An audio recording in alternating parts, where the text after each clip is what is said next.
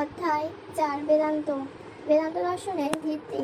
বেদের অন্ত বা শেষ ভাগকেই বলা হয় বেদান্ত। বেদযুক্ত অন্ত ইজিক্যাল টু বেদান্ত। বেদের অন্তিম অংশটির নাম উপনিষদ। এই বেদান্ত বা উপনিষদকে ভিত্তি করে যে দর্শন শাস্ত্রের সৃষ্টি হয়েছে সেটি হলো বেদান্ত দর্শন, অর্থাৎ উপনিষদ হলো বেদান্ত দর্শন।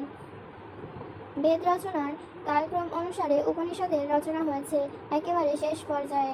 আবার উৎকর্ষের দিক থেকেও উপনিষদ বৈদিক সাহিত্যের সর্বোচ্চ স্তর। তাই বেদের অন্তভাগ বা বেদান্ত বলতে যে উপনিষদকে বোঝানো হয় সেই বিষয়ে সন্দেহের কোনো অবকাশ নেই। এ প্রসঙ্গে সদানন্দ যোগীন্দ্র বেদান্তসার কোনো অবকাশ নেই গ্রন্থে বলেছেন, বেদান্ত নামে উপনিষদ প্রমাণ্যম। কাজেই বলা যায় উপনিষদ হল বেদান্ত দর্শনের মূল ভিত্তি। উপনিষদ শব্দের উৎস উপ তথা নি, উপসর্গ পূর্বক সদ ধাতুর সঙ্গে কি প্রত্যয় যুক্ত করে উপনিষদ শব্দটি নিষ্পন্ন হয়েছে।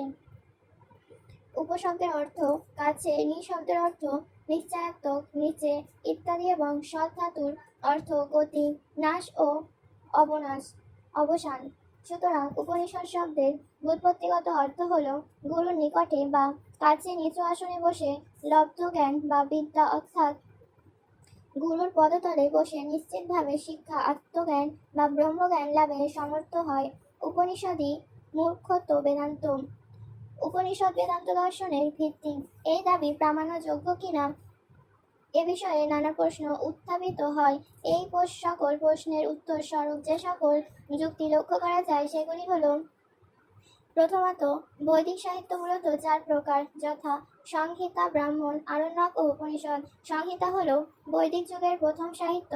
এতে বৈদিক মন্ত্রসমূহ বা বিভিন্ন শ্লোক লিপিবদ্ধ রয়েছে। দ্বিতীয় বৈদিক সাহিত্য ব্রাহ্মণে বৈদিক যাগযজ্ঞের বিভিন্ন ক্রিয়া আলোচিত হয়েছে।